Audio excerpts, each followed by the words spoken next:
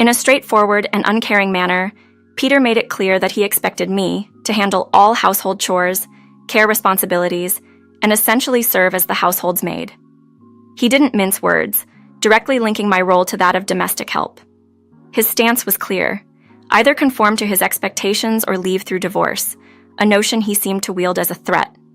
He justified his demands by claiming they were the natural responsibilities of a wife, bluntly suggesting that any objection to this would render me unfit for the role and subject to separation. Understanding the gravity of his words, I stood my ground. Despite Peter's belittling attitude, I reminded him of my significant achievements and contributions, particularly highlighting my successful career at a prestigious company, contrasting sharply with his struggles to maintain a modest restaurant, which thrived largely due to my support. Resolute, I faced Peter, making it clear that his conditions were unacceptable, effectively ending his control over me with a quiet declaration of his dismissal from my life. I am Abigail, a 33-year-old who proudly runs a restaurant that was once my father's legacy. Taking the helm at 25, right after college, was no small feat. Despite my degree in economics, the transition from academia to the realities of managing a business was filled with learning curves and challenges. Yet, with the dedication of our long-serving chef and staff, we've maintained the restaurant's reputation and quality, a testament to hard work and a bit of fortune. Peter, who would later become my husband, initially visited the restaurant as part of his job with a major food company. His frequent visits turned into a regular patronage, drawn by our distinctive flavors. Despite the restaurant's unconventional location, its culinary excellence had cultivated a loyal following over the years. Peter was well-educated and successful, a stark contrast to my own world. Yet, his down-to-earth nature and charm quickly won me over, leading to a relationship that I once believed was grounded in mutual respect and admiration. However, the unfolding events revealed a starkly different reality, prompting a re-evaluation of our relationship and my stand against being reduced to a mere role within the confines of our home. I always believed that my feelings for him were one-sided, just a simple tale of a restaurant owner and a loyal patron. Yet unexpectedly, he opened his heart to me. "Abigail, would you consider going out with me with the intention of marriage?" he asked. My world spun with joy. It was as though a miracle had unfolded before me. His confession was like a scene from a romantic novel, where the knight in shining armor declares his love for the maiden. Overwhelmed and elated, I accepted his proposal without hesitation, enchanted by the prospect of our fairy tale future together. 2 years later, I became Peter's wife, but the enchanting fairy tale soon transformed into a somber narrative. The warmth and affection that once defined our relationship faded, replaced by a cold, transactional dynamic. Peter, who once addressed me with endearment, adopted a stern and commanding tone. "You're my wife now. You understand what that entails, right?" he said. His sudden demand for respect and submission took me by surprise, marking a stark departure from the man I thought I knew. His expectations were clear. I was to embody the perfect wife, a role that seemed to prioritize subservience over partnership. Peter's demeanor shifted drastically, from a loving partner to a demanding authoritarian. He insisted on molding me into a wife that matched his high standards, emphasizing the need for impeccable housekeeping and unwavering respect. This new version of Peter was unrecognizable, a far cry from the charming man who had won my heart. He positioned himself as an elite, expecting me to conform to his ideal without question. The pressure to maintain a flawless home was immense. Peter's insistence on a tidy house at all times was a stark contrast to the lively, albeit chaotic, home I grew up in. My family's life had always revolved around our restaurant, leaving little time for domestic perfection. Despite my attempts to meet his demands, Peter dismissed my efforts, labeling any plea for assistance as an excuse. The suggestion of hiring a housekeeper to manage the workload was met with disdain. Peter saw no value in investing in help, viewing a wife's labor as cost-free. His blunt assertion that my role was essentially that of free labor shattered any illusions of partnership or mutual respect. It became painfully clear that my contributions and the significance of my restaurant were minimized, if not outright disregarded, in his eyes. The restaurant, a symbol of my family's legacy and my personal dedication, held little value to Peter. His casual suggestion to dispose of it if it became unprofitable revealed a lack of understanding and appreciation for what it represented to me. His conditional support, framed as a generous allowance for my hobby, only deepened the rift between us. As the reality of our marriage unfolded, the prospect of divorce became an increasingly viable path. The stark contrast between the man I fell in love with and the person he revealed himself to be left me contemplating the future of our relationship, questioning the sustainability of a marriage built on unequal expectations and a lack of genuine support. Despite everything, a part of me still held onto love for Peter, intertwined with a strong desire to prove him wrong and make him see and regret his actions.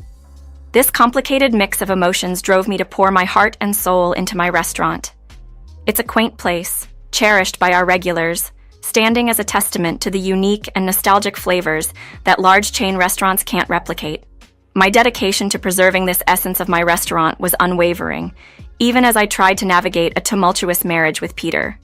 Peter, ever the skeptic, occasionally remarked on my efforts, almost in disbelief that the restaurant was still operational. He flippantly suggested that as long as I managed the household duties, I could keep my restaurant. Unbeknownst to him, balancing both had become my daily routine. My mornings started before dawn, preparing breakfast for Peter before he headed off to work, followed by a day filled with managing the restaurant. Evenings were spent cooking dinner, cleaning, and preparing everything for Peter's return, all while ensuring our home remained pristine to avoid giving him any reason to force me to quit my passion. Sacrificing sleep and meticulously organizing every aspect of my day, I strived to keep both my professional and personal life in order. Peter held a constant threat over my head, hinting at the possibility of making me give up the restaurant if I ever let our home's standards slip. It became clear to me that Peter saw our marriage not as a partnership, but as a means to gain a dedicated servant, along with the added bonus of my restaurant's assets. Reflecting on the past, it dawned on me that Peter had probably chosen me because he believed I would never stand up to him, given my deep affections. His feigned surprise at my dedication to the restaurant and his claim of feeling betrayed by my continued success and independence were both ironic and hurtful. He had expected my undivided attention post-marriage, not realizing or perhaps ignoring that I had ambitions and responsibilities of my own. The situation took a turn for the worse when my mother suffered an injury and had to be hospitalized. Peter's parents, living in a neighboring state, were much like him, proud and dismissive. They looked down on me and my family, viewing us as inferior due to our connection to the service industry. Their elitist attitude was clear from the outset, suggesting I should be grateful for being chosen by Peter, and advising me to show more respect and subservience to match my fortunate position. They even went as far as to imply that Peter could have married someone from a more prestigious background, reinforcing their belief that worth and dignity are measured by corporate success rather than personal integrity or hard work. Peter occasionally seemed to defend me in their presence, suggesting my youth and background were areas for potential growth rather than fixed shortcomings. However, as time passed, it became apparent that these defenses were superficial, designed to placate rather than protect. His parents' continuous belittlement and Peter's failure to genuinely stand by me revealed the true dynamics of our relationship and his family's values. It was a painful realization that, despite my efforts and love for Peter, the respect and understanding I hoped for were conditional, predicated on conforming to their narrow view of success and subservience. Despite my strained relationship with Peter's mother, her injury was undeniably unfortunate. I felt a basic sense of duty to visit her at the hospital. However, Peter's expectations soon took me by surprise. He explained that after her surgery and subsequent hospital stay, his mother would need to undergo rehabilitation and that I was expected to care for her. This revelation was shocking, especially when he clarified that this caregiving would take place in our home, with his parents moving in with us after his mother's discharge. The thought alone was overwhelming. The dynamics of living with Peter were challenging enough, but the prospect of cohabiting with his demanding parents was entirely out of the question for me. I stood my ground, refusing to take on the role of caregiver. I argued that professional caregivers were a more suitable option for his mother's needs, given my commitments to running my restaurant.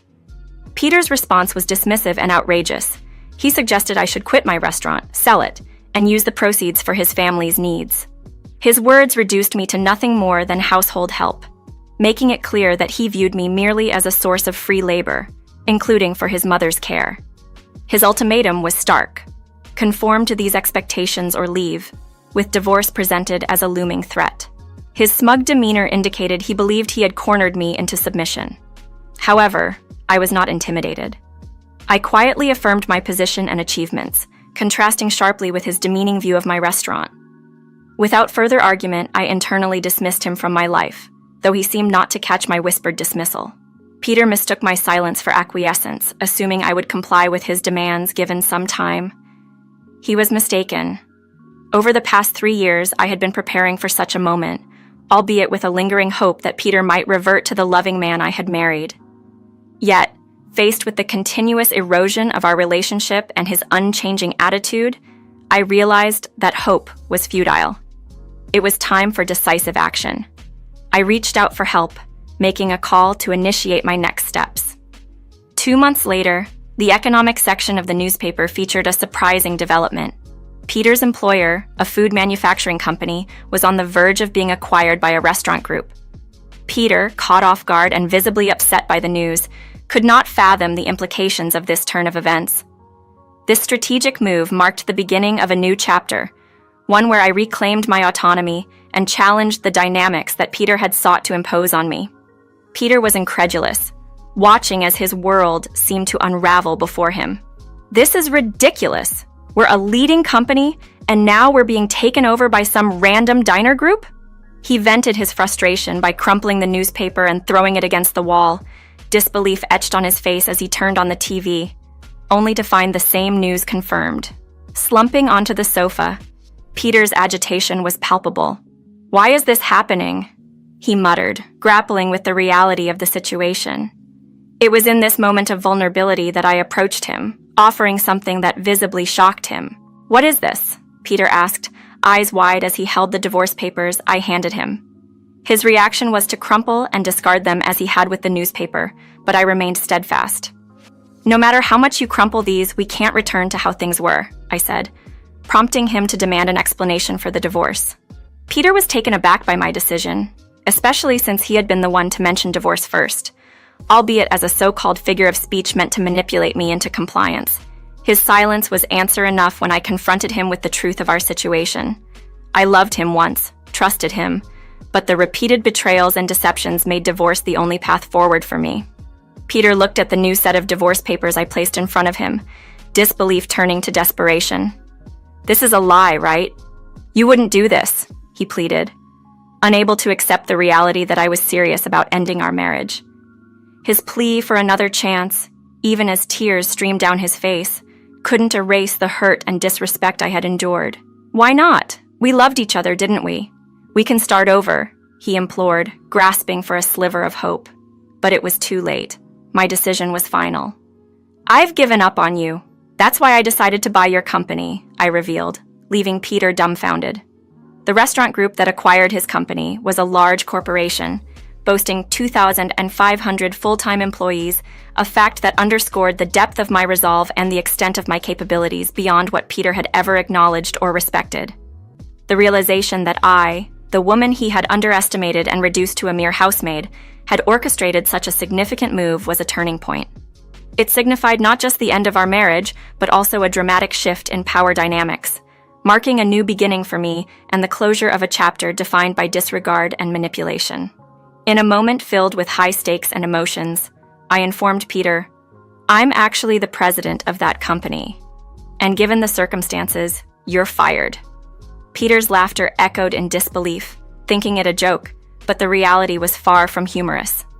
Shifting the conversation, I handed him an envelope, its contents eliciting a shocked outcry from him.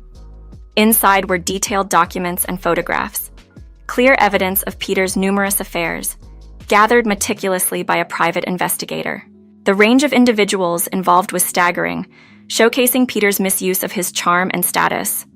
The evidence was undeniable, spanning various liaisons, some even during what were meant to be professional commitments. Peter's face drained of color as he struggled to form words, his shock palpable. He attempted to deflect, accusing me of using his finances for the investigation, which I promptly corrected. Despite his perception of me as merely the proprietor of a struggling restaurant, I was about to unveil a much grander narrative. I explained that the restaurant, perceived by Peter as a failing venture, was, in fact, the cornerstone of a substantial information-gathering operation focused on understanding market trends and customer preferences. This modest establishment, initiated by my father, had grown into a global chain, the same entity responsible for acquiring Peter's company. Peter was stunned, unable to reconcile this revelation with his prior assumptions. I elaborated on the strategic importance of the restaurant's location for market research, which played a crucial role in the expansion of our family business to a major chain with international presence. As Peter grappled with this newfound knowledge, he accused me of deceit. However, I clarified that my silence was based on my father's advice to observe Peter's character, particularly after marriage, a test he failed, revealing his unchanged nature. This revelation was not just about my hidden business acumen, but also about Peter's failure to recognize the depth of the person he married. I shared how my father's illness necessitated a shift in leadership within our family business, contradicting Peter's assumptions of my role as merely stepping in due to a health crisis. This conversation marked a turning point, not only in our personal relationship but in Peter's professional life as well, revealing a complex narrative of ambition, betrayal, and strategic foresight. Fresh out of college, I stepped into a role much larger than I had ever anticipated. Being young and newly graduated with a degree in business management didn't fully prepare me for the monumental task of running a restaurant, let alone being seen as a CEO. My father, aware of my inexperience, sternly cautioned me about the heavy responsibility. He made it clear that failure would not only tarnish the family legacy, but also disqualify me from being recognized as his rightful successor. He also advised against marrying hastily, fearing a stranger might seize control or damage the business.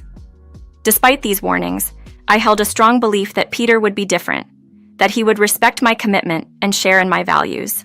This belief led me to keep silent about my true role and the stakes involved, hoping to prove both my capability and trustworthiness. However, Peter's actions betrayed my trust, echoing my father's foresight that if Peter proved unworthy, I should take matters into my own hands. Running a major corporation required decisiveness and the ability to address personal betrayals head-on. So, for 3 years, I harbored the hope of Peter showing remorse and changing his ways. Yet, as time passed, the realization dawned that I needed to act.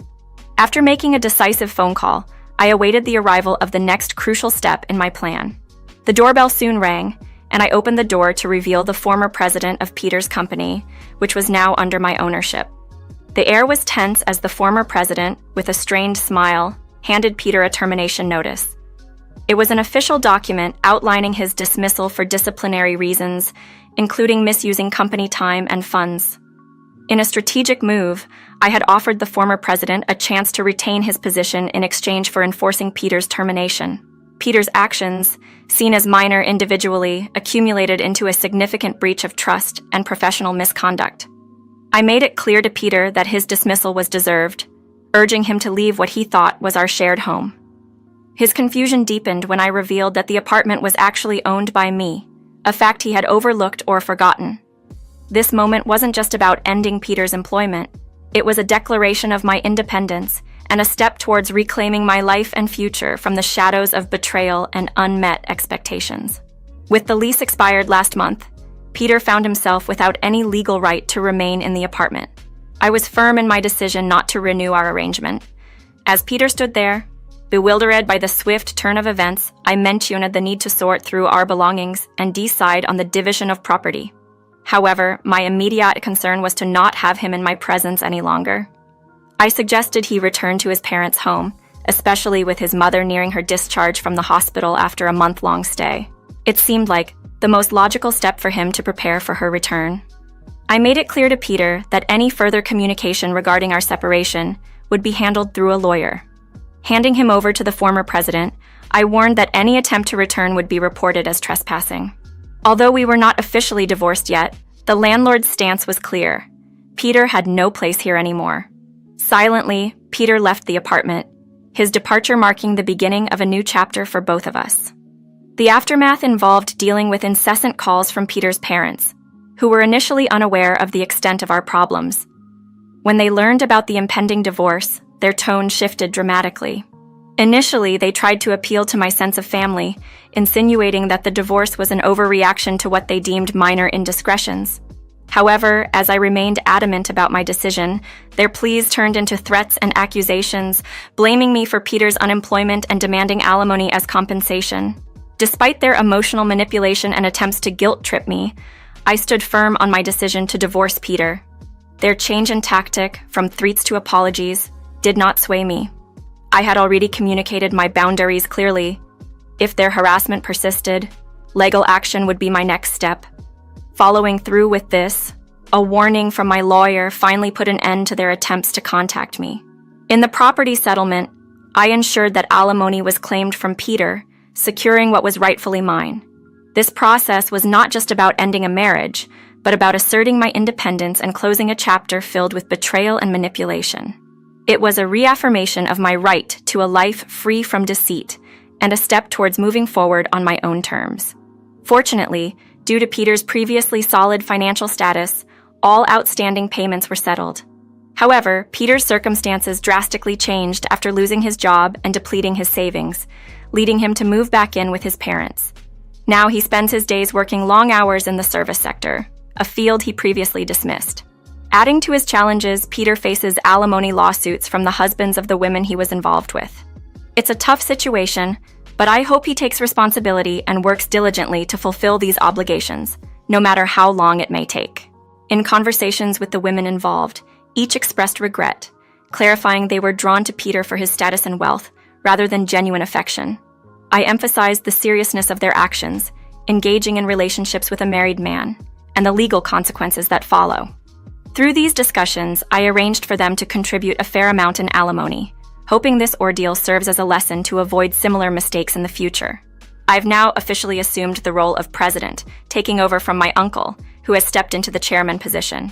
While my father's health has improved, he remains unable to work. Nonetheless, his morale has been boosted significantly since I took charge of the company. His occasional advice is something I cherish deeply, providing guidance as I navigate my new responsibilities. My foremost wish is for my parents to enjoy a long and healthy life, free from the stress and worry my previous relationship caused.